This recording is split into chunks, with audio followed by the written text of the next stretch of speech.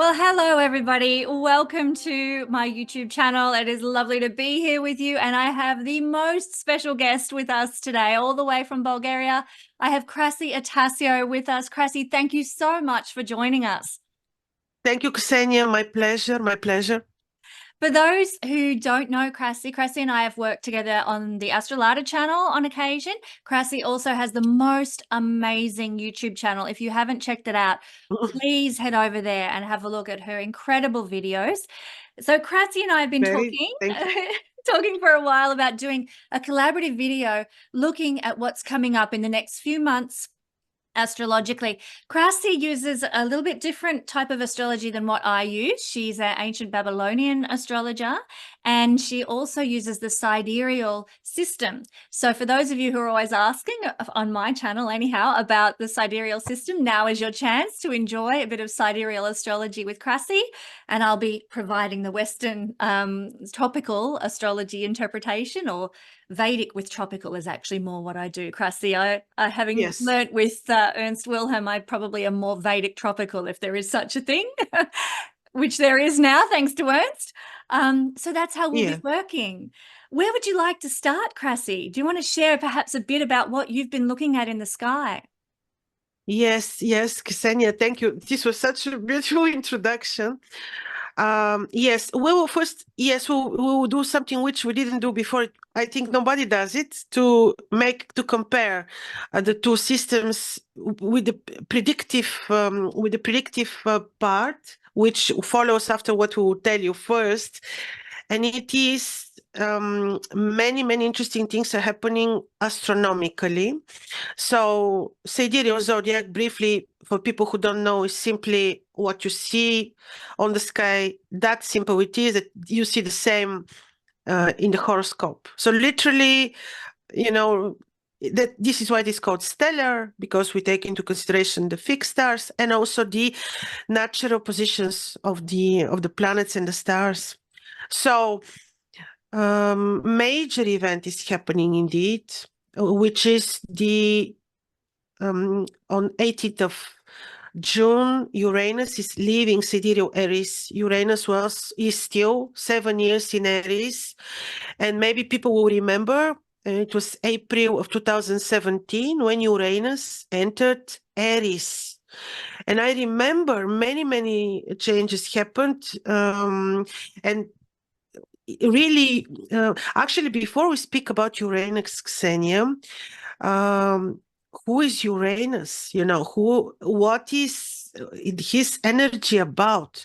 Actually, you will say, because you're doing Vedic astrology, you will say, but the Vedic astrologers, they don't use Uranus, Neptune. I know. I will tell you what, until 2017, I didn't use the trans-Saturnian planets either, because I knew all the Babylonians, the Vedics. I also use some methods from the Vedic astrology, because the Vedic astrology is amazing. So I knew they wouldn't use it, neither the Babylonians nor the Vedic Indians. But then in 2017, I started discovering this energy, and it influences us on collective level for sure, and also on personal. And I will tell you, I am certain that the ancients knew about it's not that we discovered Uranus, Neptune, and Pluto, and suddenly we discovered them. No, they knew about the presence of these planets. There were many reasons why they wouldn't use them. One of them is that they wouldn't see them with the naked eye, because I think Uranus you can. Yes, in 2060, he's going to be at such a close proximity to Earth, you'll be able to see him with the naked eye. So I'm hoping I live till then. Yeah, strange. I didn't know. I read about the same thing. Interesting. Yes. So when we look at these energies of Uranus, Neptune, and Pluto, we need to understand that the higher you go, because they're very distant, because when we see the celestial spheres, the Earth, the Moon, Mercury, Venus, Sun, Mars, you go above. Then you have Saturn. Then you have the belt of the fixed stars, the zodiac as we know it. And after that, you have, according to the Babylonians, you have just the everything, the eternity, you have the creator, you know. And you can imagine that Uranus, Neptune, and Pluto are beyond Saturn, you know, so they are very high. The higher you go, obviously, simply the higher the hierarchy. The higher you go, of course. So I understood back then in 2017 when I really started work, you know, researching Uranus, that we cannot skip him, and the other two also not. We just cannot, because we're losing a lot of information. Yes. Well, these Before that, I last used few to. years we've been through have been the result of the outer Yes, planets, you know, and so it's very timely that you started studying in 2017 because then 27. it all hit the fan, didn't it, with the outer planets?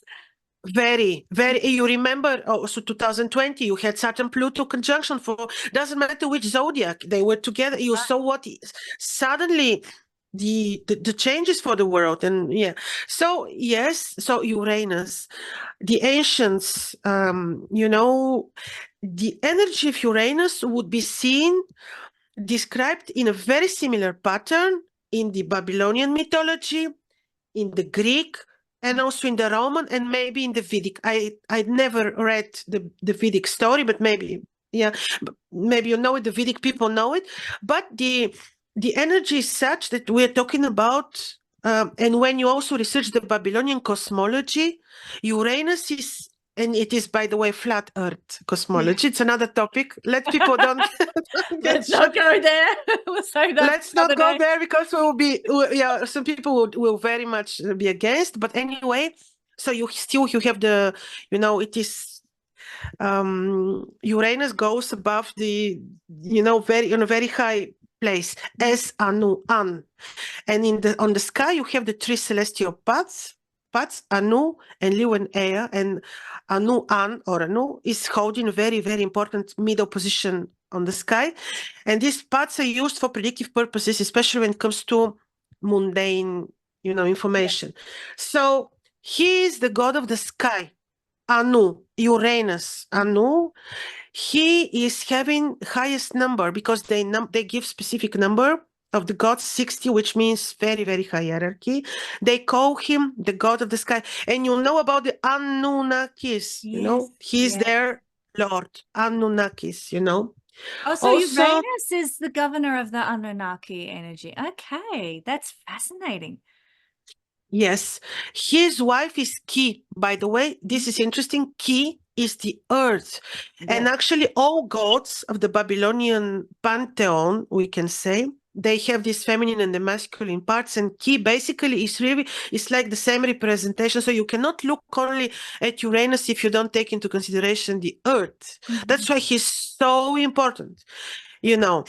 So also the description of the Romans, of course, he was born to Gaia, but also with Gaia, he had the children, the Titans, Saturn, who later on, you know, Castrated him. Yeah. castrated him. This is why all these, you know, principles will teach us how to perceive their energies. And when you look at Saturn and Uranus, I think every aspect between them better to be friendly, because as you see mythologically, they are not truly friends, father and a son, but not really friends. No, I find those myths and how they correspond to the astrology just so very, very interesting. You know, Saturn, Very, no friend of very. Uranus, and Jupiter, no friend of Saturn either, you know, so. Exactly. The same model was repeated with Jupiter. Yeah. But see, they are family, and Uranus is grandfather, and you know, is his grandfather of Marduk, of Jupiter. So they're family, but they don't love each other indeed. Yeah. So better to have Uranus in your horoscope in a friendly relationship with both, with Jupiter and with. Yes.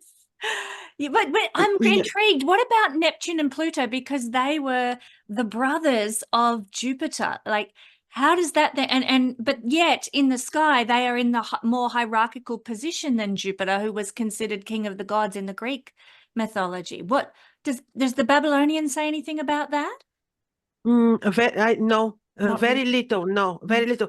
You know, Pluto, but maybe this is subject for another conversation because there is a lot to be said about Pluto. Yes. Indeed, and he's in Capricorn, Sidereal Capricorn. Now, when he made, we will speak about Pluto, but no, the Babylonian mythology, I cannot find really the same figure. Maybe, of course, about Pluto is related to the energy of Nergal, which is also Mars, yes. and the different heliacal phases of Mars.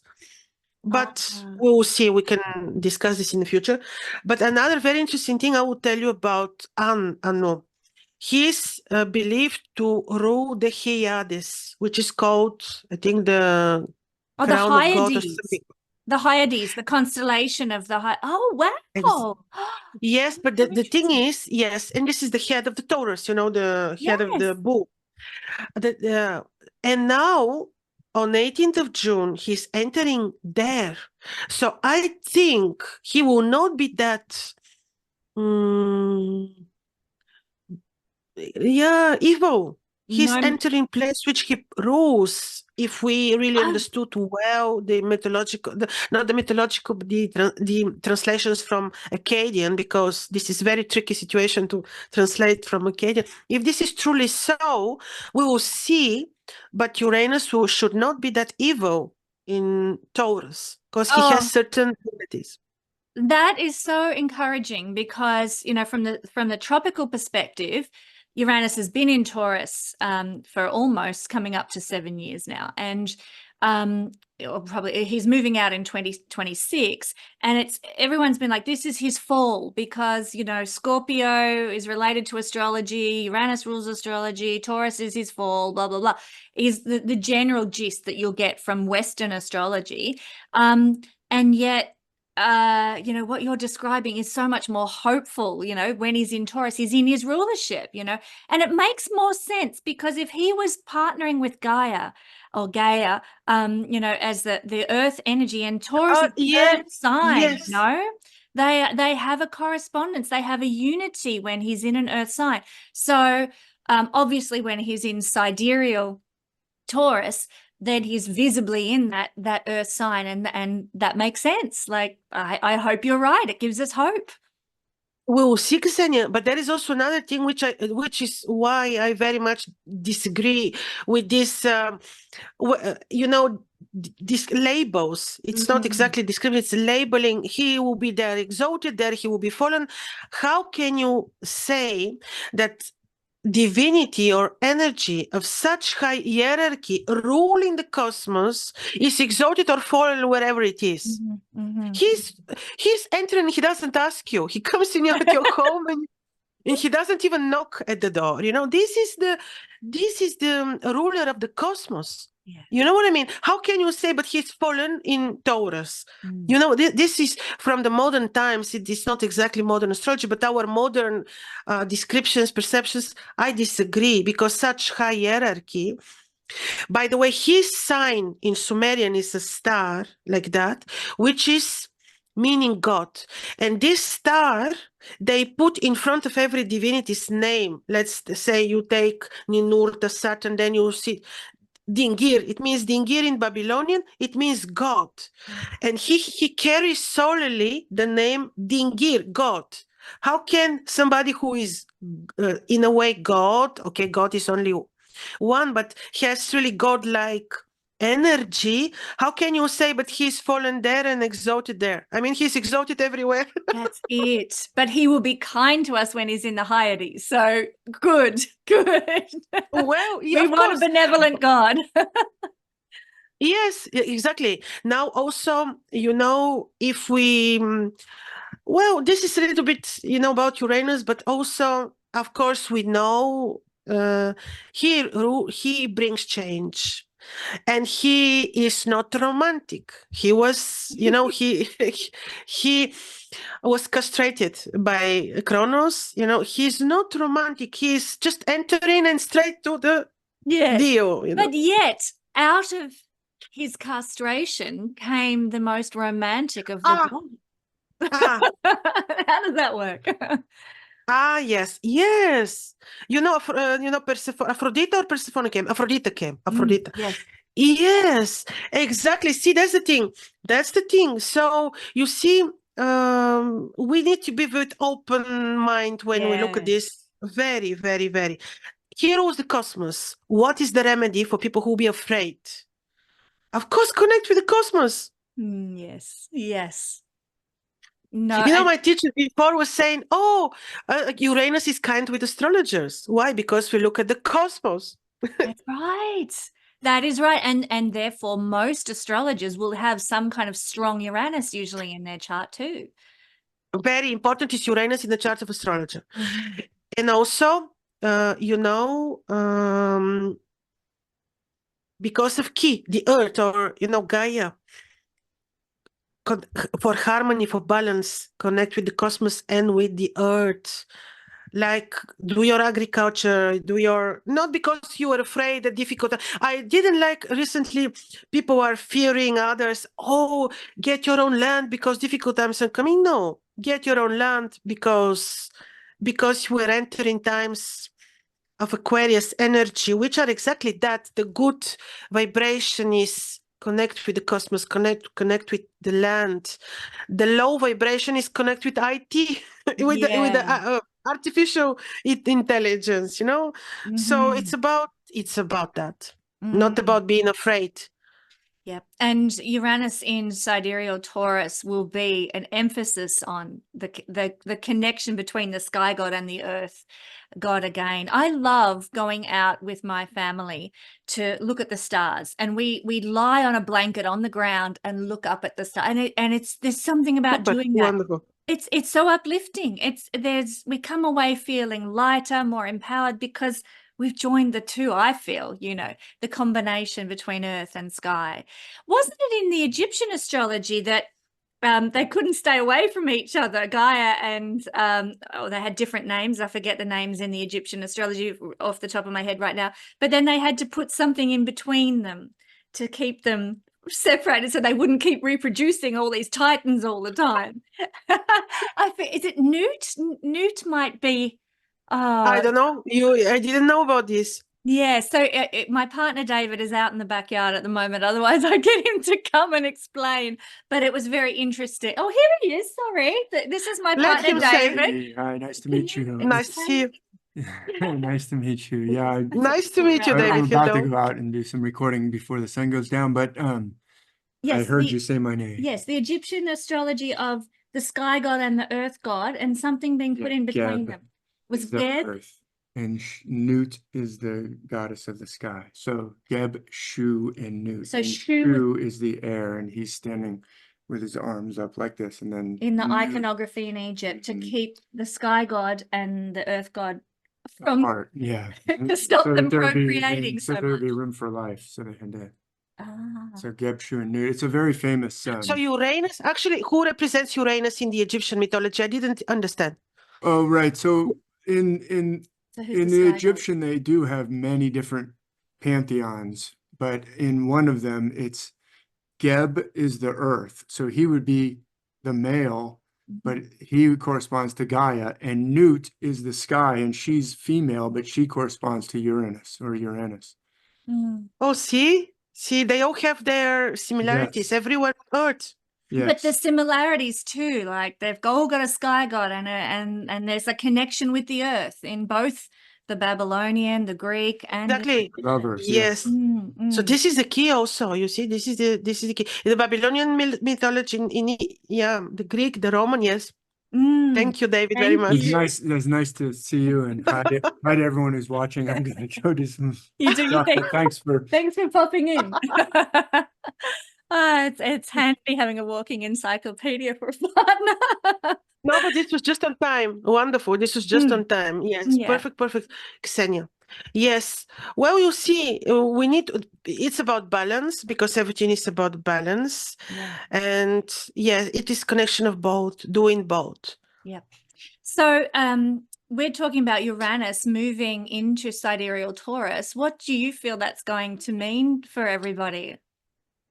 before Uranus enters Taurus, he conjoins Jupiter a couple of times, you know. They are already exchanging energy, by the way. They do exchange energy. And I have been researching, last time this happened, it happens once in 14 years. Major IT discoveries, and one of them, you will be surprised, Kesenya, was the smartphone.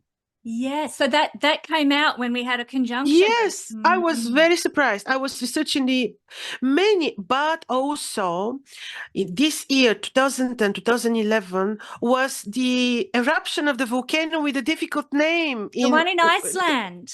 The one in, Yes. yes. And many, many, many volcano eruptions and earthquakes, by the way, happened.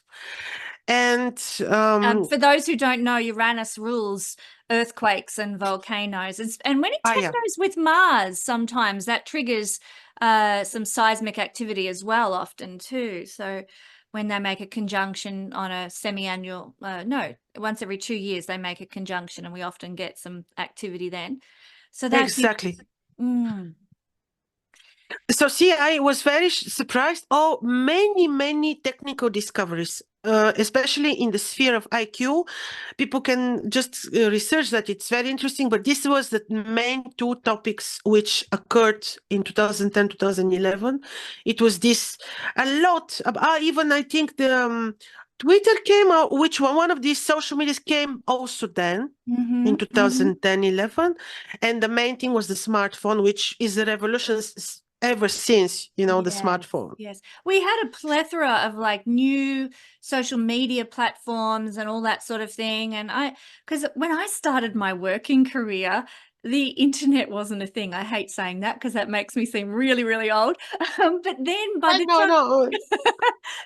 time we got to sort of 2008, 9, 10, it just was, you know, you had to have the internet or you couldn't participate in the workforce. But 2010, most of these social media, like Facebook, exactly as a result of these were the main events really as a result of this conjunction. So good or bad, we cannot really say, but we cannot also speak in these terms, good, bad. Spiritually, astrologically is very not correct. But okay, they conjoin, and this is one of the things that will happen, and they conjoin in Aries. You see, this is already worries me a little bit about earthquakes and, you know, but later on 4th of May, Jupiter is leaving Aries, where he was 1 year, and he's entering Taurus. And I like that because even though in Taurus he is not specifically powerful, he is creating a little bit of softer environment for the entrance of Uranus. Right. Because Jupiter has this very beautiful, calm, psychological, philosophical, lofty nature, and whoever comes near Jupiter is a little bit under his gorgeous control, like Rahu Ketu. Rahu Ketu with Jupiter are fine. Good to hear. Good to hear. I know a few people who have Rahu and the South Node with Jupiter. That's good. It softens things, doesn't it? It takes the edge off. Beautiful. Exactly. Takes softens, yes. This is one thing. And then later, 18th of June, you know, Uranus is entering Taurus, and I will tell you, it's very, you know, it is very logical to expect matters related to the second house of the mundane zodiac, which is Taurus, which is money, financial system. Well, we don't like this. Yes, Uranus may, but we are always going to be given choice because of the balance in the universe. Yes, they will come up eventually with this new financial limit in us system, which is so unfortunate, but there is also this very high vibration, you know, of Uranus, which is about connection with land, connection with the cosmos. It's not going to be that terrifying, no. Also because there is always balance. I don't think that only evil. Yes, now indeed, yeah. I'm just wondering, like in the sidereal, certainly in the tropical system, we've got Pluto in Aquarius, and then in 2026 we'll have Uranus going into Gemini, and Neptune moving into Aries, they'll be making what we know as a bisextile between the three key outer planets, which is, I think, going to bring an energy of benevolence on the planet, you know, gentleness, because these three planets ruling the subconscious realm, ruling our, you know, the collective consciousness, are going to be, yes, in sort of the masculine signs in tropical, but generally speaking, like the bisextile triangle is good energy, blessed energy, where we get opportunities. If we take them and we use them, we can succeed and flourish. And I think that's going to be a much kinder time for humanity than perhaps we've had when they've been in square aspects to one another and all these nasty things. So is that how it's going to be playing out in, I mean, I know they're still going to be making the bisextile triangle sort of from 2026 onwards. Yeah. But they're in different signs in the sidereal. So yeah, they're going to be in like, No, what you say makes sense. Yeah. But small detail, Ksenia, you know, Taurus is also a sign of the food, you know, and this is the food industry, and this is the food on the planet. And I don't like to think of modernization of the food, because this would involve, you know, these technologies, GMO. This worries me a bit. This can, because Uranus suddenly enters, yes, Jupiter helps to a degree, and at least 1 year he will be there to help. Yeah. But you can imagine immediately Uranus is hitting the money, because Taurus is all about money, enormously about money. But it's also a lot about food. It's about the kettle. It is about the cows on the planet. Yeah. Yeah. And I don't like how they treat the farmers, and how they're taking away from them their farming, you know, facilities, and they destroy the farms. This worries me a little bit with Uranus entering, because Saturn is making, okay, you will say wide square, but it's a square by sign, because at that same moment Saturn will be in Aquarius. He will be forming this wide, okay, not exact, this is somehow good, but still it's a square. This will a little bit enforce, it will be like a battle between the old, which Saturn represents, and Saturn is also in Aquarius, you know, Aquarius energy, the new, it's a battle between the old, the traditional, and the new. Yes, yes. Well, it's we're seeing the farmers protesting at the moment. To me, that smacks of Jupiter with Uranus. We're getting a large rebellious energy, and for in the tropical, it's in Taurus. You know, they're rebelling, and maybe you could also see it happening in Aries, where in sidereal Uranus is, there's sort of this fighting spirit. It corresponds to that also. You know, you can see the similar energy of the fighting spirit of people standing up and saying, we won't take it anymore, you know, which is so Uranian. It's that rebellious nature. So that, I think, when Uranus moves into the tropical, sorry, not tropical, sidereal Taurus, we're probably going to see an amplification of more of that sort of thing going on. Would you say? We should consider one small detail. Uranus, it's not like Saturn. Saturn enters somewhere, and you wait a bit until you feel the energy, until he comes up with the change. You know that. We see this from experience when we see, for example, Saturn entered Capricorn, took like a month to see the true changes taking place. With Uranus, I think he already influences the Taurus, because he does things a little bit in advance. He doesn't have the patience. Saturn is all about patience and discipline. Not Uranus. Not Uranus, no. No, that makes sense, because he's got to get there now. He's instant, like electricity. Boom. Exactly. So maybe, I think, of course, we have no proof of that, but I think this is why we partially we see these events all over the world with the farmers. When Uranus enters, yes, you say, I believe you're right. These things can excel, can this energy, it could result even in you know, can go a bit more extreme. But he will have 7 years of time. And one of the series with Jupiter, but later he is without Jupiter, Yeah. to bring the karma of the cosmos, the divine will, to the energy of Taurus for the entire earth, you know. That would be fantastic. We need some divine will on the planet instead of whatever the hell's going on right now. So because the bring it. balance should be restored, you know, Yes. Ksenia, what I notice here, because the balance should be restored and everything is about the balance, you know, and now we are out of balance because you see that the evil temporarily is, yeah. So you see how they're destroying the farmers, but then you see more and more people buying lands and having their own farms, and it's amazing.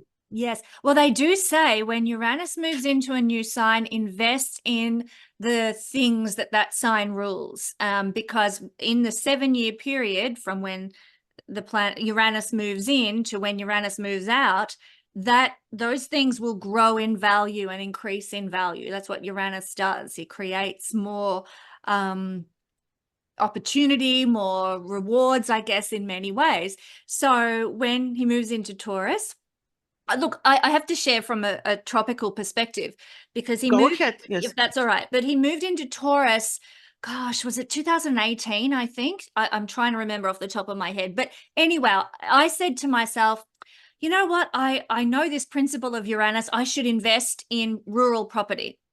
I should go buy some rural provincial land because that's Uranus in Taurus. That's where I should be investing my money, or organic farming, or food production and all that sort of Taurian stuff.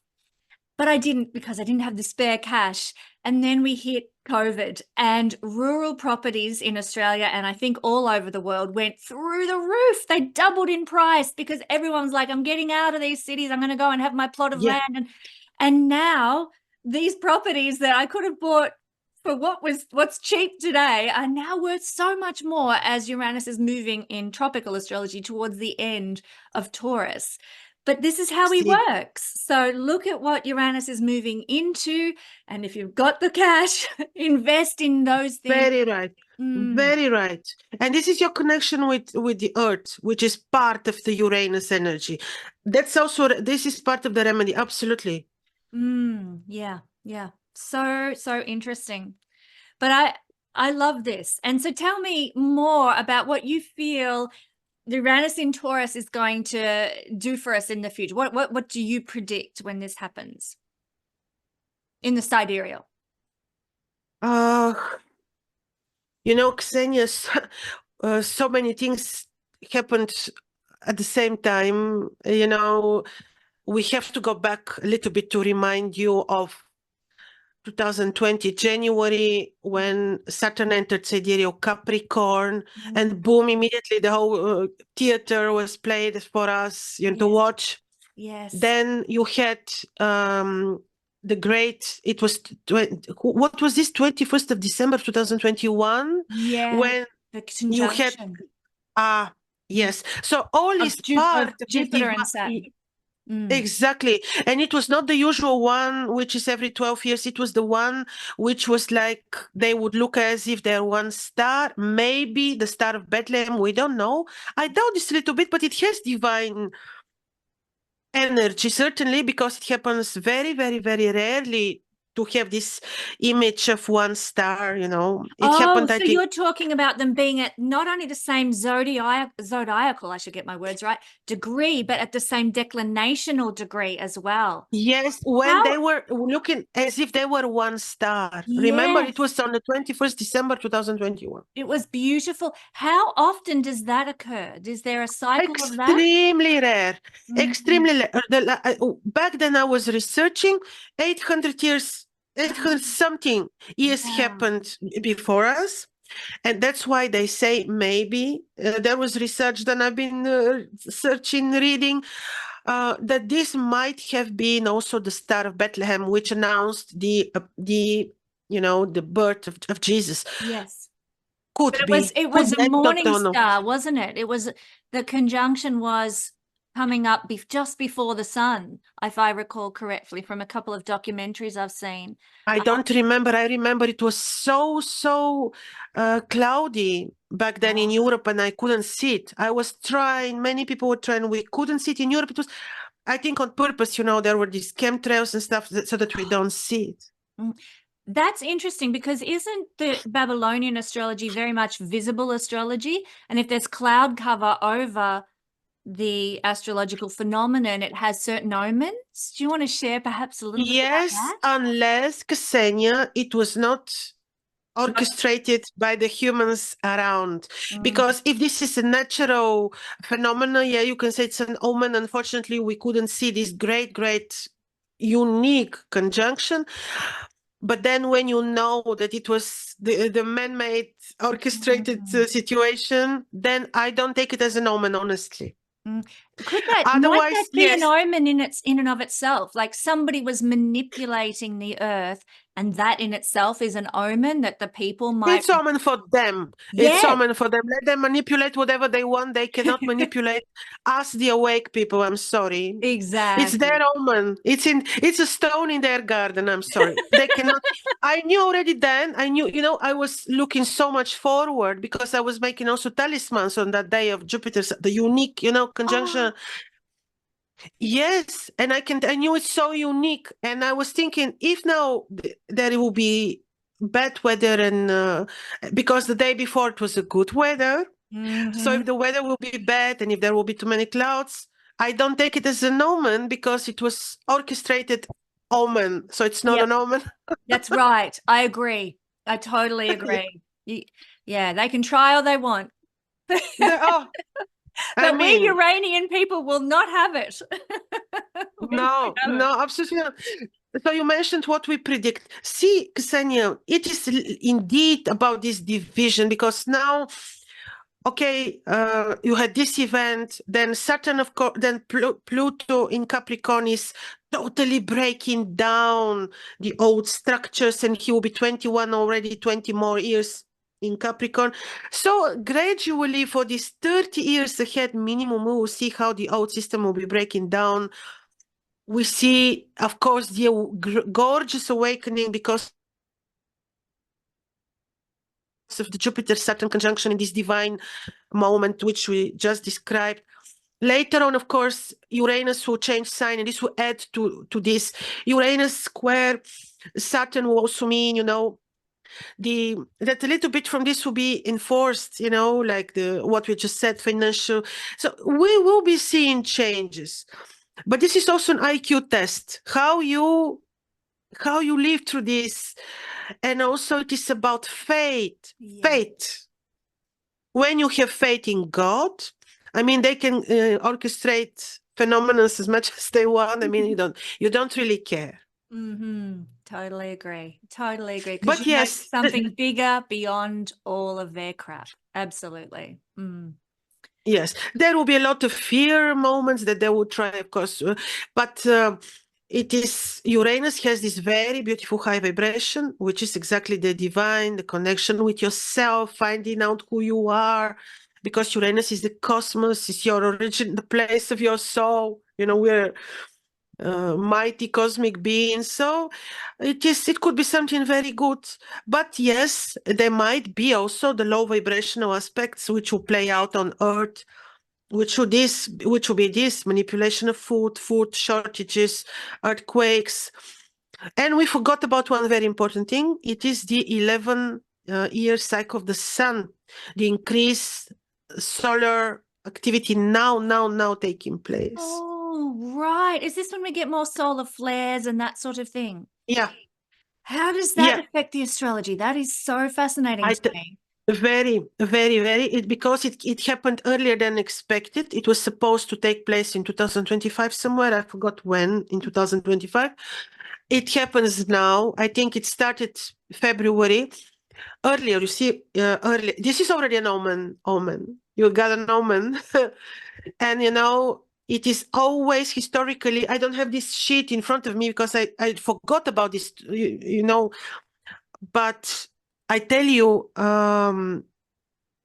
whenever you have this extreme solar activity, and especially when it is happening as out of Early. the ordinary earlier, you can expect big activity on Earth in terms of unrest, unfortunately, Yeah. wars, unrest, yes, earthquakes and stuff. But also, Master Bean Saduno is saying something, and oh yes, and the prices of the gold, because the sun is ruling gold, this is already Yeah. out of question. Out of question. Right. You know, but also, there is something amazing. He said, Master Bean Saduno is saying, when this phenomenon takes place, many new souls descend, high level souls, high, you know, vibration, high descent on Earth. A big fertility also of the lands. Right. Oh, wonderful. That's what we want. That's what we want. That is great. So, yeah, when you were talking about the volatility, I couldn't help but think currently the moon is at her maximum declination, like when she's out of bounds. And in the, sorry, I keep referring to the tropical, but No, go ahead, tropical, yeah. when the North Node is in tropical Aries, that's when the moon is always at her biggest declination, her longest out, 28 degrees beyond the equator. So, she's giving this Uranian response. And that's when that's one of the reasons why when the North Node is in Aries, we often see volatility and wars and things like what's happening in Gaza and Ukraine and so on and so on. And, the out of bounds moon has this big effect on that sort of thing now. So that's happening too at the moment. And I just wonder with these solar flares coming along, we have to be so careful. And look, this is not astrological, but I had a channeling done a number of years ago where the channeled entity or person that was coming through was saying, if humanity can last until 2026 without going into a world war kind of situation, there's always skirmishes, it seems, but if they can avoid World War III, by 2026, the consciousness of humanity will rise exponentially. And I'm looking at things now, and I'm looking at the This is North very, Node. very interesting. We're very much at the precipice. We can go one way or another, and we're just so close to 2026. If we can just get there without this volatility erupting, then who knows what it will be held for humanity then, in a good way, in the best way. And I just hope we get there. So I just mention that because you talked about the solar flares. No, it's very interesting. Volatility. Very interesting. Yeah, it's about faith and patience, and not really, we're being manipulated through fears, so we should not fall into fears. They, come through the energy of Scorpio, even more, Pluto in Capricorn. This is the Scorpionic, and we should not be falling into that, faith. This is also the high vibration of Uranus. So yes, so more or less this is it, and we will see how it this plays will. out. It's very interesting to be alive on the planet right now, that's for sure. But we have some very interesting things coming up in the next few months. We've got the eclipses that are going to be occurring. That'll be particularly the 8th of April eclipse in America. That's going to be a big one. And then we also have the equinox coming up as well. That always resets the planet in a way with the new chart for the coming 3 to 6 months through the equinox reset. But I really think it would be lovely for us to talk a little more about the Jupiter-Uranus conjunction, Krasi, because this is the one everybody's talking about, and it doesn't matter whether we're looking at sidereal or tropical. Jupiter and Uranus are conjuncting, and that's the bottom line. What's that? Yes. What is that going to bring us? What do you think that might do on the planet? The Jupiter-Uranus conjunction. I would relate when we checked historically that 14 years ago, this gave all this progress is related to, The IT. the IT. Do you think there'll be more activism? And, you know, Jupiter, Uranus bringing more people saying, we're not going to take these lies and deceptions anymore, because Uranus is authenticity. Uranus wants truth, and Jupiter's going to expand the desire for humanity to have authenticity and truth and know. And he's lofty, very clean, very pure, very lofty. Yes, but this is happening already, because Kesenya, this energy, even though they're not in the exact degree, they share the same sign already for quite some time. So That's right. you see this energy, you see nothing will be very, very surprising. Nothing, because I don't expect from the exact conjunction big difference from what is already happening, but it will be a little bit more emphasized for sure. Yeah. Yes, lofty, you know, people, of course it has to do with awakening, but the last degrees of Aries are a little bit malefic, because, you know, we look at the animal, the ram, the animal and his body parts, and this is right in his back parts, you know, so these degrees in Aries, yes, you have to look this way, because everything is like, you know, so this, I am not very pleased with the fact that this conjunction will take place, even though I just made it to look exactly the degree. It's right in the back parts of the celestial ram. This I don't like so much, because symbolically this is leading where, even if there will be protests, or people be awake, or people will be willing to stand up and say the truth, this is leading where? I mean, to the arse end of society. But couldn't it be like the backside is the place of excretion? Could we not be getting rid, like excreting what we don't want anymore? Could it not represent something like that? Why not? Let's hope. It will be yes, but you know, Jupiter, this is also a section, you know, of Aries, which is ruled by Mars. Yes, it can result in reaction of people, you know, in protesting, this, yes, hopefully, yeah. You know, they have now one meeting together. Later, they have another meeting in Taurus. Ah. And we see how this develops, but it will be a little bit reactive, yeah, certainly. Mm-hmm. It will be. I told you, this to me brings unrest. And also, let me tell you, this is also coinciding with, at least this is happening on the Northern Hemisphere. I didn't check for Australia. I will check and tell you, but the first appearance of Mars is taking place in Pisces on the 7th of May. Pisces in May. And how can I tell? This is the 12th house of the zodiac. It is about, you know, it is about the difficult karma of humanity, if you want. Yeah. Mars will trigger this a little bit. I will remind to you well, we don't remember, we're not that old, but in the Second World War, you know, I'm not that Mars, yes, Mars also rose. I think it was I tell you, it was, now is 7th, I think back then was maybe 4th or 5th of May, I don't remember, but again, also in first week of May it was. Mars rose, it was 1945. He rose heliacally for the first time also in Aries. What happened? In some parts of the world, the war stopped but continued in the others. So there was a shift. There was a shift. But before that, the conjunction between the Sun and Mars happened in November and happened in Libra. It is more about reaching some consensus because of Libra.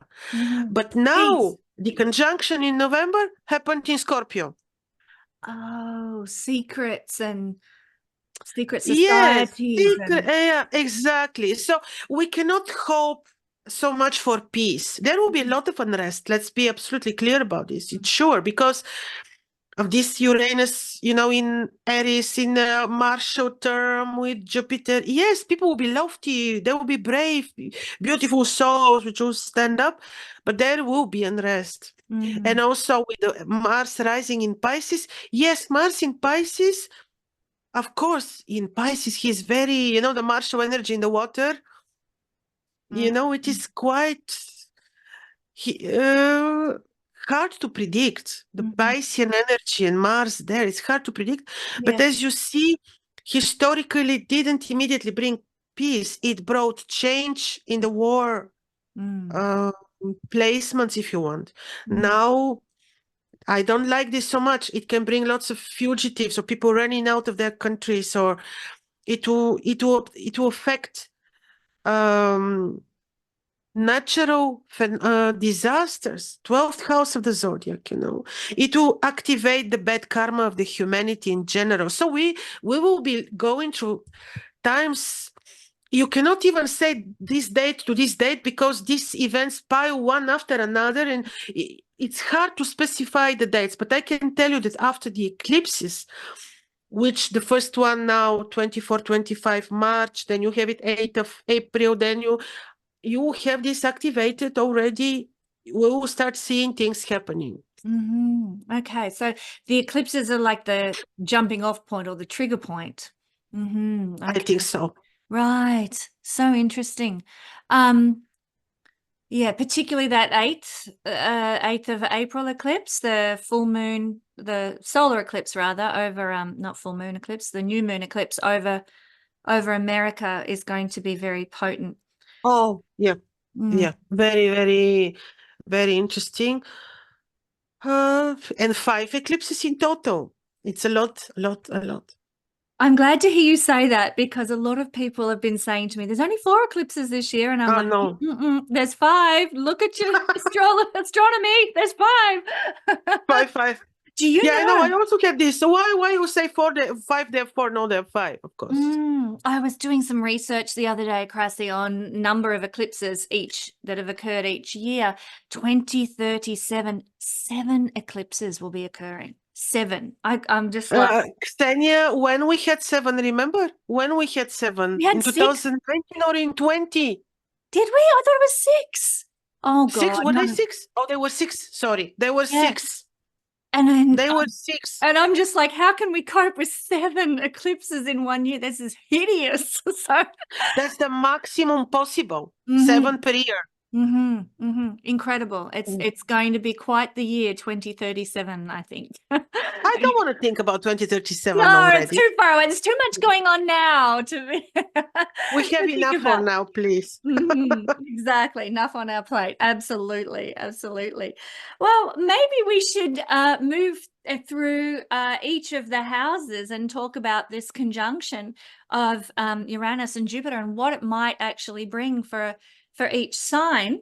All right, so I've got my astro wheel through the magic of editing here.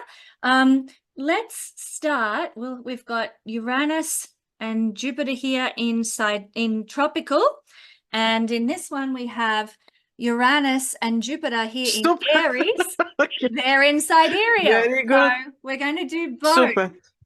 And perfect.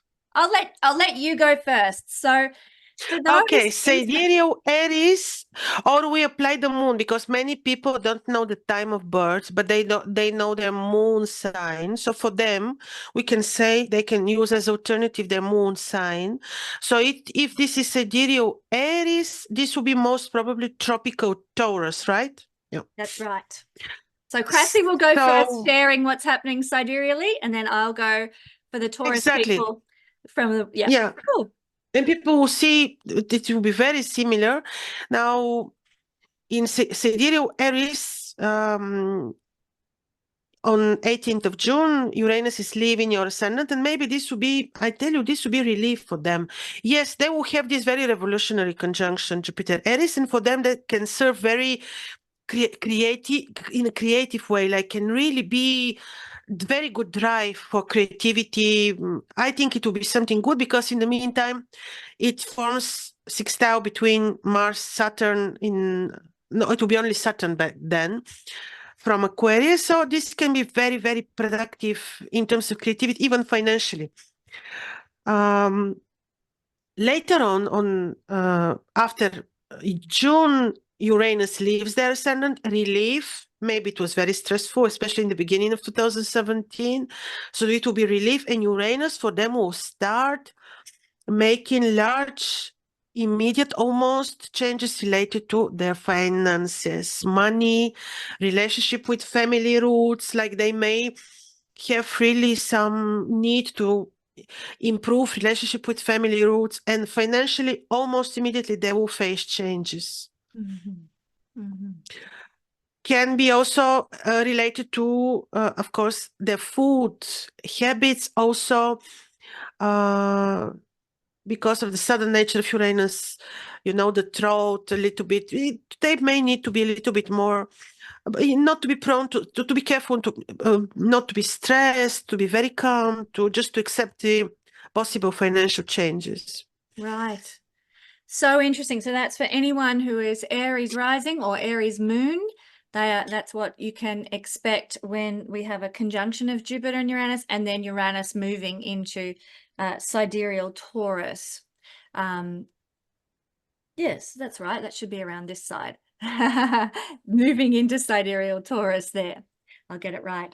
In the tropical, and I'm just going to focus on the conjunction of Jupiter and Uranus here. Probably talk more about this in coming episodes on my channel as well. But this is going to be a time of new beginnings for many Taurus rising, sun or moon people. But really you're going to have a hunger, I feel, for freedom, a big drive to be free from anything that holds you back and that doesn't feel authentic and true to you, Taurus. You're going to want to be liberated in some area of life. You might even want physical liberation in the body from certain circumstances, you know, maybe some limitations you might have been feeling in your body, health-wise or weight-wise or something like that. The conjunction of these two will cause you to want to break free of any physical limitations. You might even feel a bit rebellious if you've been feeling mistreated in any way from anybody in your life. There can even be a desire to break free from feeling trapped. So it's really an energy for getting out of a rut and making big changes to your life. And that can happen in any area. Could be career, could be relationship, could be home and where you're living, because this will aspect by square the 10th house, the 7th house and the 4th house, ruling all those things. There can be a real shake-up for people, especially if you've got your ascendant degree around 21 degrees or your moon or your sun at 21 degrees of Taurus. Moving back to Krasi, which way do you want to go, Krasi? So we have Sidereal Taurus, or this will be tropical Gemini Taurus. Now for you, the interesting times, very intense, very powerful, come for you after mid of June with Uranus entering your sign. This is very, very interesting, very strong energy. Better be very spiritual, do spiritual practices, really. Yes, connect with the nature, with the sky. And this can have impact on almost every area of your life because this is ascendant, you know, quite key angular point. You may need to be a little bit more patient in your romantic life with your partner. This can impact also your career. Welcome change, you know, just welcome change. You will go through many changes. Make sure that you're not worried, that you welcome them, because sometimes there is a small, how to say, there is a small crisis because we have to let go the old so that the new can enter. And the new is usually the right one, the good one, you know, from also spiritual perspective. Yeah. Beautiful. Kesenya, tropical. Yes, me tropical. So this is our sidereal. We've just done sidereal Taurus. Now we're going to have a look at tropical Gemini, and we're looking at Jupiter Uranus conjunction, and in the 12th house it's very much about breaking free from old thought patterns and self-sabotaging behaviors. You know, can really have a psychological breakthrough now from any area of life where you've been limiting yourself or martyring yourself or not allowing yourself to step forward. So that can be very, very positive, I think, on a personal level for people. Really, this conjunction could expand your horizons and help you move beyond old past conditioning from a past life or even from early this life. It can help you particularly for any Gemini people who are more open-minded towards life. You know, if you're open-minded, then Uranus can do, you know, he's got fertile soil to work with and can help you break free from any previous limitations. So some of you Gemini people might be getting some solutions to some very old problems, I think, through this conjunction. And back to Krasi, we've got Gemini Sidereal, yeah, Cancer tropical. This would be Gemini people. This conjunction happens on your 11th house. This can be financially very interesting, can even, you know, can bring good results. Also, of course, this is going to be followed up by Uranus entering your 12th house. Of course, 12th house in astrology is a lot about the difficult karma that we need to pay off. It is related to, it's our secret place when we do our, own spiritual, private work. So in this sense, this can bring big changes for you, can introduce to your life different spiritual knowledge, practices, philosophies. Can also, 12th house is somehow related to abroad. There you may have change, but also you may need to be responsible for your health, especially in the beginning. Uranus can teach you, if you're with open mind, like Kesenya said, you can really benefit from new health techniques, knowledge, you know, can make you very, very knowledgeable in terms of health and healing and helping others. And so this was for people with ascendant Gemini. Sensational. So if you're a sidereal ascendant or moon Gemini, this is your 11th house conjunction and Uranus moving into your 12th. Thank you, Krasi. Okay, now this, where are we? Oh, I've gone for a walk here. Trust my wheel to do that. We are looking at tropical Cancer for the same energy of the conjunction of Jupiter and Uranus. It's falling in the 11th house. So some of you might get some sort of breakthrough or windfall even, because the conjunction of Jupiter and Saturn can be very benevolent in a financial house like the 11th house, where you might be receiving a promotion or some sort of accolade or some award of some sort, might get some financial remuneration for the work that you do, the work that you are doing in the world, might get noticed by large groups of people as well and get recognition on a large platform, say on the internet. That kind of thing is very likely with Uranus ruling the internet and the 11th house having associations with the internet as well, and Jupiter expanding that sort of thing. So there can be financial windfalls and promotions. Usually there might be with regard to friendship groups and friends, which are seen through the 11th house as well. You might be attracting more unusual people into your sphere, people who are quirky or genius or interesting in some way. It's also possible that you might get involved in some sort of activism and you know, sort of what we would call rebellious, but what I think is actually awesome. People who are ready to stick it to the man and stand up for truth and freedom. Bring it on. Okay, Krasi, we've got sidereal Cancer now, which is putting the conjunction in the 10th house. Let's go. Conjunction in the 10th house, this can be revolutionary in your career place. But just to say, sidereal Cancer, this will later be tropical Leo for Kesenya. Now, this conjunction takes place in your 10th house. This, you see, we had to say maybe in the beginning, this is quite general because it depends how your Uranus is placed in your horoscope. And how Jupiter, of course, is placed, but this can be a little bit revolutionary in your career. You can really have sudden change, most probably on the good side, like something new project, new development. In this sense, could be good. Then on 18th of June, Uranus is entering your 11th house, and he will be reforming your money, relationship with children if you want, social circle, friendships. This will be big change in this area. Again, career related, work, your occupation related, you know, because 11th house is related to gains and the good karma. So yes, for you, this doesn't seem to be dramatic for people with ascendant Cancer. Lucky Cancer, they get to maintain the status quo or keep They will be going. even relieved because it was very stressful to have 7 years Uranus on your 10th house. Yeah, because angular houses manifest in a more noticeable Yes, way. So exactly. you've got some good things coming, Cancer. That's great. Okay, so moving from sidereal Cancer, we're going to look at tropical Leo, which is the same energy, not the same energy, but for the same, what am I trying to say here? The same degree. No, it's not the same degree. It's the same energy, but different system is what I'm trying to stumble across and get out. Okay.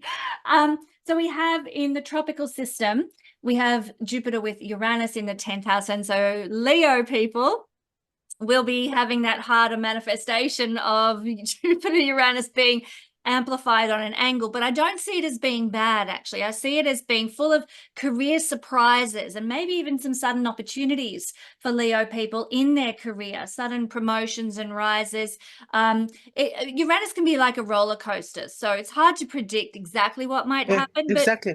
Yeah, but Jupiter brings benevolence. So I'm hoping that there's an increase of benevolent opportunities and breakthroughs in career for many people. Some of you might even get some sort of inspirational idea for the legacy you want to leave when you're gone, because the 10th house has to do with the legacy that we leave after we go. Like the 4th house opposite the 10th is all about what we receive as a legacy from those who've gone on before, while the 10th house is the legacy we want to pass on. So you might get some genius inspirational idea for how you want to, you know, pass knowledge on, or some special invention or something like that, that you might want to leave humanity. So that's in a nutshell for the tropical. Let's go back to sidereal, and we're up to Leo in sidereal. So this is what it looks like, guys. You've got rising or moon Leo, and in the 9th house you've got the conjunction. Exactly, in the 9th. Yes, yeah, it will have spiritual impact related to also knowledge, of course, studies. This can be very, very, very useful, very fruitful indeed, conjunction in a good place, because 9th house has good nature. Later on, the interesting things begins after 18th of June, when Uranus moves into the 10th house of people with sidereal ascendant Leo, and their work, their occupation, job, career will not be the same anymore. It will be big change, like big change. We shouldn't look at this with worries or negativity. I think change could be something very possible, like the old will go, new patterns, maybe projects, maybe opportunities will come. And this is because Uranus will be 7 years in the 10th house. Important is just to say, to be careful with their relationships, you know, partnerships, because this is square in the 7th house. Uranus can be very drastic when he squares, especially relationship 7th house. I've seen this, so people have to be more diplomatic, intuitive, careful. So this is mainly, you know, to watch out for, but career-wise, it will be interesting. That's so fascinating. Of course, this is square the 7th house there. Okay.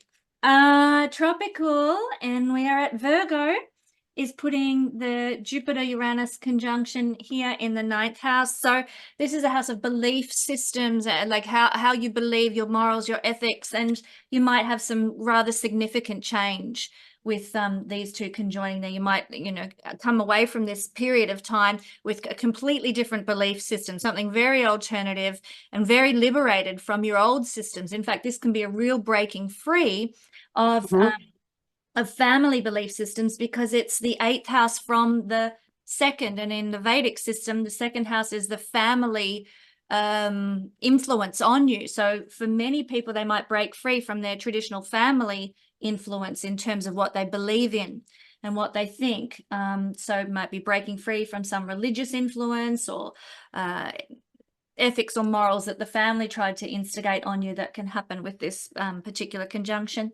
But really, you might also want to travel a bit with Jupiter being there, and you might feel free and liberated when you do. It might be a very empowered time to do a bit of traveling. and exploring of other cultures. Even if you can't leave the country that you're in, you might go to a different restaurant for dinner on a few occasions from, you know, go to some foreign restaurant and get your feel of another culture. Yeah, yes. Okay, so we're now Okay. at Sidereal Virgo Virgo. for sidereal, and that is, as you can see here on the little chart, it's putting the conjunction in sidereal in the 8th house, and Uranus will move into the 9th. So what does that have in store? Yes, so conjunction in the 8th house, you may have resolution related to finances via unexpected sources or different non-traditional sources like inheritances, insurances, whatnot, you know, or there could be change in the money of your partner or money via partnerships. It's a little bit different financially way, but Uranus Jupiter conjunction there can bring a resolution, like things will be suddenly solved, or the other way around. You know, a little bit depends. It depends on the placement of your own Jupiter and Saturn in your own horoscopes. But I see this indeed, like you mentioned many times, liberation, like more like some things will be solved and another page will be opened related to finances, the way we describe them. Later on 18 June, Uranus in Taurus will be very good for you because the 9th house is very good and it will bring you amazing spiritual experiences. Like this can be, you know, like I remember when Uranus entered Aries, my 9th house, amazing spiritual experiences. Also, I would find spiritual information or knowledge that I wouldn't find before. It's like open door for spirituality, for knowledge, for studies. You may study things that you would never believe you would study.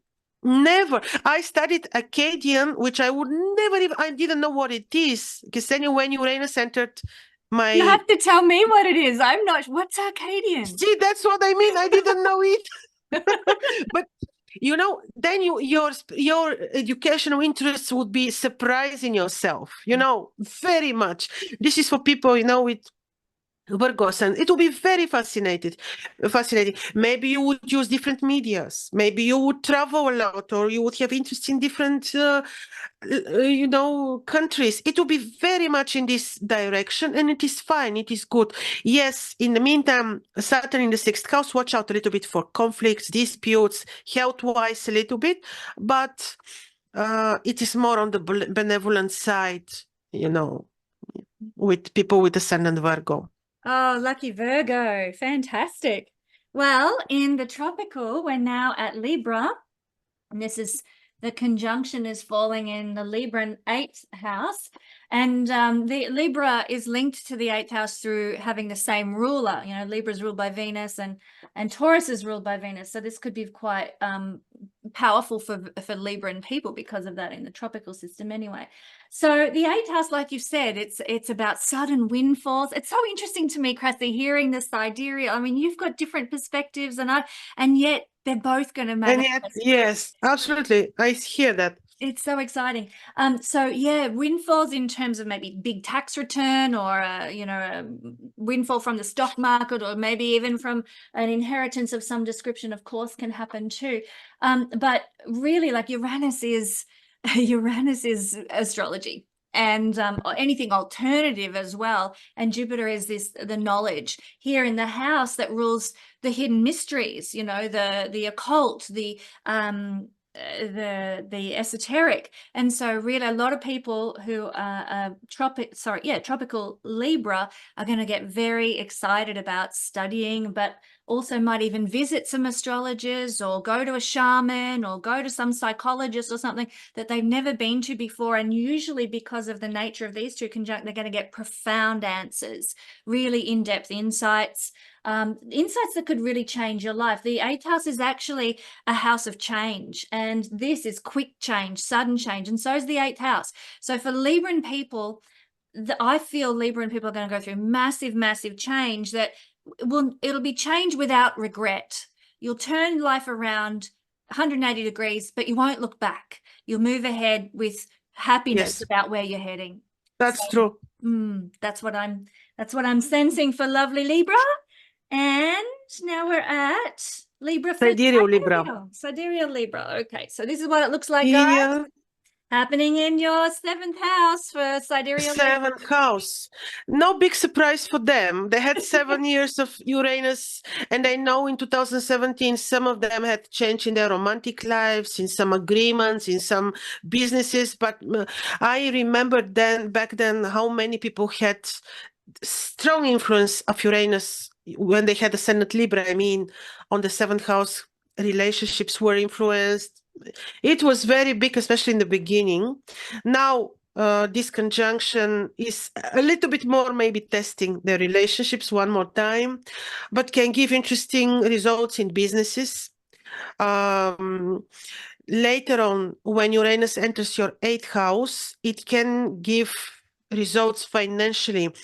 Finances of partner, again, finances via different non-traditional sources, like again, inheritances, insurances, money that you expect, let's say, from court cases, or all these can be activated in such finances. This is 7-year cycle, but already in the beginning, you may see changes in these areas of your life. Also, 8th house is the house of the occult. You may suddenly find yourself interested in totally different esoteric hidden knowledge, and you may start seeing truth, seeing information, seeing mind-blowing facts, results. So this will be very, very, very interesting. Health-wise, a little bit, of course. Always watch out. It's 8th house activation. We always have to be a little bit more careful. Yes, and yes, you will be knowing so much more at the end of this transit. Yeah. Brilliant. I'm loving this, sharing of knowledge. It's just so fun, Krasi. That's great. So this Yes. what Yes. we've done Libra. Now we're doing in the tropical, we're doing Scorpio. And for Scorpio people, the conjunction of Jupiter and Uranus is in the 7th house. So this will, look, like Krasi said, you've probably been feeling for quite some time some upheaval in relationships. It's probably more of the same. But if you have your descendant at 21 degrees of Taurus, then this could bring some sort of profound desire to break free from a relationship. Now, that could be a business partnership. It could be a marriage, or it could be like, I'm sick of my clients. I need a whole new client list. I'm, going to change my clients. I'm going to change my audience, because 7th house is other people, everybody far away from you. So it's generally other people, as well as sort of contractual relationships. So there's a desire to break free here. Some of you Scorpio people might encounter somebody who will be the catalyst to break you free. They're an unusual person, a quirky person, an interesting person who comes suddenly into your life, who will break you out of a rut and shake up your life experience in some way, liberate you, but may not stay around for long. Don't expect that if some new love comes into your life as a result of this activation, that it's going to be a forever kind of activation. Jupiter, actually, not just Uranus, but Jupiter can bring sort of a separation from people when he's in the 7th house as well, I'll just say, because Jupiter, we want authenticity with Uranus, but Jupiter gives us the confidence and the glass half full to say, oh, I don't need this crappy relationship or business partnership that I've been experiencing. I have confidence and belief that good things are out there for me. I'm going to go for them. I'm no longer going to be tied to what's not working to me because I'm afraid of what's out there. So Jupiter brings this optimistic view that can lead us to sort of seek better, greener pastures, so to speak, in terms of our connections. So that's pretty much how I would interpret this conjunction here on the 7th house. Now it's Scorpio for Sidereal Astrology. Here we are. See, now very big change for people with Scorpio ascendant. Jupiter now still with Uranus are in your 6th house, and you know how it feels. Maybe you already felt, but this is already old story. Since 2017, big changes in your routine, in your jobs. And one more time, you will experience this, something new, exactly in your routine, exactly in your job once they meet, excuse me, in after June, Uranus is entering your descendant, and this is very, very, very important place. It's an angular place. And yes, Jupiter will be there to soften the energies for the first year, but still, Uranus in your seventh house can test your romantic life seriously. It is up to you and your free will how we play our cards with Uranus in our seventh house, but you need to be very, to be conscious about this. Uranus most probably will be testing your relationship, also business, also contracts, agreements, with people, but mainly watch out and be very intuitive and careful for your relationship, for your romantic life. If you manage, let's say, to withstand this pressure, of Uranus, later on everything will be in harmony. But in the beginning, you may need, specifically in the beginning, you may need to be careful. Yes, of course, this can have indirect, but yes, he's aspecting the 10th house, your home situation. All this may be influenced to your personal choices as well, because 7th house is very important angular position, which basically influences every part of the horoscope. So you will be experiencing big changes. Why negative? No, you should be looking at this as just like change, not with these connotations, positive or negative. Just changes could be that they will be related also to your property, home situation, career. Your personal plans will be different. In the end of this transit of Uranus, you will be different, and you will see how many things changed, also because of your own choices and plans, not only because of the circumstances around you. Yeah. I guess it should be said for both sidereal seventh house activation and tropical seventh house activation that if your relationships are authentic and real and free and true as you go into these transits, no, you're not going to lose what is authentic and real. It's only when things are not authentic. True. Yes, very good. Only what is really not, Yeah. What's not true, Uranus says, no, I can't handle that. We need truth. Yeah. And so we're going to make it true. Very true. Yeah. All righty. So Sagittarius for the tropical system is having this occurring, the conjunction of Jupiter and Saturn in the 6th house. So there might be some breakthroughs with some old health issues, perhaps. This is the realm of the chart that has to do with health and well-being and sort of your routine. You could even find that your daily routine is shaken up and you have by the end of this conjunction, you have a completely different daily routine. You used to get up at 5 o'clock every morning, and by the end of this conjunction period, then you might be, sleeping in until 10. So big changes to routine, big breakthroughs with health, and even I would suggest maybe finding alternative health practitioners might be what comes of this, acupuncturists or energy healers, because Uranus is anything alternative and not mainstream when it comes to health practices, naturopaths, that kind of thing. And it's really good to seek out those kinds of professionals because Jupiter is the guru in the Vedic system. So high level knowledge is Jupiter. It's actually a very genius combination, the two of these, isn't it, Krasi? They're both Absolutely. high level knowledge. Yeah. So, finding practitioners of an alternative nature, you will likely be very lucky in who you find, who can give you sort of a high level of alternative health knowledge and health wisdom would be what I'd say for our Sagittarius friends. Okay, now back to Sagittarius.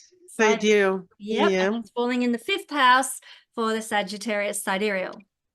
In the 5th house, creative knowledge. This can be like a muse to create something, especially if you're a very talented person. This can be like new drive, new inspiration, like the muse. This can be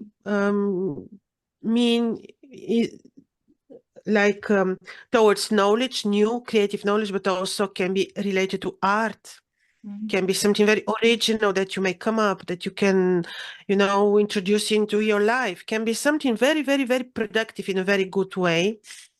Later on, after June, your sixth house will be welcoming Uranus for 7 years. Yes, Kesenya explained this, and I will repeat very similar things for Sagittarius, Sidereal. Taurus and Uranus there can be really bring innovative approach and look towards health. Health matters. Yes, you may be a little bit health challenged, but then you will have the innovative energy of Uranus to solve things or to bring the new. And the new for our era is not the artificial intelligence, it is these healers which are very competent, which are very related to nature. So this can be really, really useful for you. Don't worry, it could eventually mean that you have to be more cautious, careful with your health, but you will certainly get the knowledge later on for helping yourself and learning. You may suddenly become very health conscious, very, very health involved. Now, also sixth house can mean that you may have some, issues like small disputes you may need to solve. Some hidden enemies may be activated. You may, excuse me, please, but you will have the means to solve them. But certainly, you may need to be a little bit more diplomatic too.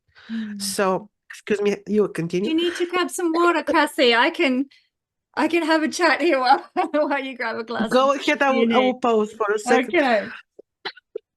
So Capricorn, we're looking at Capricorn in the tropical astrology. We've got a conjunction between Uranus and Jupiter in the 5th house for Capricorn rising sun or moon. And what this means is I'm getting a sense that this is a house of children. So there might be some surprises that happen in your children's life. They might get sudden opportunities or sudden insight, sudden knowledge, that you might discover that one of your children is quite a genius in some way or is very creative.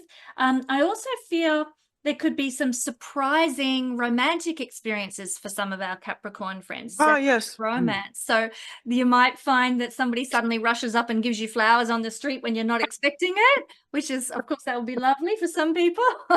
There used to be an old deodorant advertisement that had that happening, and I'm like, oh, as if that ever happens to anybody. So somebody might be inspired. In fact, Capricorn, you might get inspired to just rush out and give somebody some flowers or something, do something romantic for somebody else.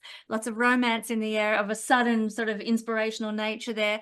So yeah, that's really the gist of it. The combination of Uranus and Jupiter can bring a great deal of popularity as well. And so this is a house that is connected to celebrity. So for some people who are hunting for this or hungry for this, there might be an opportunity to sort of rise in popularity if you're wanting to be some sort of performer or celebrity and get some recognition, would be one way that might manifest.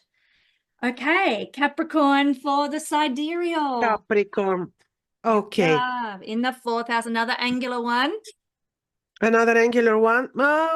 Yes, Kesenya, this can these points sometimes can move, but indeed, you're right. The 4th house is very important. So they're meeting both of them in your 4th house. You already know how it feels with both of them, especially Uranus, for quite some time on your 4th house. Maybe since 2017 you had many property, real estate changes, relocations, whatnot. Now, this conjunction can bring something new or bring to a closure something that you want finally to complete related to property. This conjunction can bring new project related to property, to your home. You may suddenly say, I will bring my business at home, or I will do these new things with my property. It can be many things. Once Uranus moves in your 5th house, well, then this is his place of creativity, creative knowledge. Yes, you said sudden romance, somebody rushing to you with flowers or chocolate. That's what I prefer. So yes, this can be so, but can also be very nice, and it can change your approach to art. Indeed, children also are ruled by the fifth house, so you may see them changing, like you will see them really suddenly changing, or you may see them interested in other types of activities. They will go through change, certainly with this placement. But the good thing is that the fifth house is the house of the good fortune. It can be related also to your finances. You may suddenly see new financial opportunities through creativity, let's say. So this can be benevolent placement because Uranus in such a good place will not be harmful, I believe. Good For news. people with Sidereal Sun and Capricorn, yes. Good news. Good news. Okay, tropical Aquarius, it's your turn. We have the conjunction forming down in the fourth house. So as Krasi said, yeah, changes to place of living, maybe moving house, could also look like renovating house. I would just say, Aquarius, check your electrical wiring in your home at the time of this conjunction in April, because Uranus rules electricity. And, you know, this is generally a benevolent, lucky conjunction, but it can be full of surprises too. Jupiter expands any electrical issues with gadgets, with lighting, with, you know, wiring and that sort of thing. So do double check your home if you've got any doubts about the electrics in your home. And also, this is a conjunction for a hunger for freedom. You know, we want to break free, and this is the house of parenting. So be forewarned for sometimes like there might be a desire to sort of walk away from our duties and responsibilities. Now, I'm not saying people are going to, but you might feel heavy with regard to your duties and responsibilities as a parent, perhaps. Another way you could handle this and perhaps look at using the energy in a different way is to maybe travel with your family, you know, go for a trip, go to some other culture, or go out to that alternative restaurant that I mentioned before. You know, explore with your family and maybe fly. I mean, Uranus is air flight, so you might like to jump on a plane and go somewhere for a holiday or something like that, which could sort of perhaps instigate that feeling of wanting to break free from your responsibilities while this conjunction takes place in April. And now it's, my favorite, although this is sidereal, sidereal Pisces. What have we got in store for, hang on, are we at sidereal Aquarius? Aquarius. Yeah, Aquarius. so it's going to skip you, Aquarius. Lucky. Okay, actually, this is what I have. I have sidereal Aquarius as my ascendant, so I'm very Well, interesting. See, Sidereal Aquarius is already very interesting because Saturn will be on your ascendant until late December 2025. Yes, very interesting. And now Uranus, well, first they meet together with Jupiter on your third house. Very good for your media work, for some commercial work. This can give you very new media work, new media opportunities, new commercial results. Not bad. New plans. I see this not as a bad conjunction. Later on, after June, Uranus on your fourth house will be staying 7 years, and these are big changes in your home, house, property stuff. yeah, good. But this is 7 years, Kesenya. Can you hold it for 7 years? Oh no. You can. No, you can, because in the beginning the energy is tenser. Later on, you get like more acquainted to this energy, and it's not such a big really deal. You remember when he entered Aries? In the beginning, it was stormy. Later on, same movie now. Anyway, the whole movie mainly influenced career too, of course. If we take this axis, as a home and career, of course, your career will be influenced. Of course, Uranus a little bit will be testing relationship because he's squaring automatically, your seventh house. But Kesenya said it, the real things, it's like a tree. And when you shake the tree, only the ones that are weak, the apples which are almost about to fall, they will fall. The ones that are holding tightly will not fall, right? So the same is valid here. But change in your home situation is very possible. The career will be influenced automatically, and your relationship will be tested a little bit indeed. So this is the main thing, because it's from the fourth house, he will be square. Very much watching everywhere. Yes. And also, yes, the good thing again, let's remind us, this Jupiter there will soften his passage into Taurus. So will not be so stormy, but change is change. Mm-hmm. Oh, okay. Deep breaths for that one. Thank you, Krasi. That's so interesting. Okay, Yes. we are at Pisces now for the tropical, and the conjunction of Jupiter and Uranus is in the 4th house. No, it's not the 3rd house for Pisces people. I'll get it right. And so what we're seeing here is perhaps because Uranus is connected to internet, and this is a house of social media. So we might see some expansion of, for Pisces people, growth on social media. Jupiter expands whatever it touches, and here Uranus ruling the internet in the house of social media might be one of those outcomes.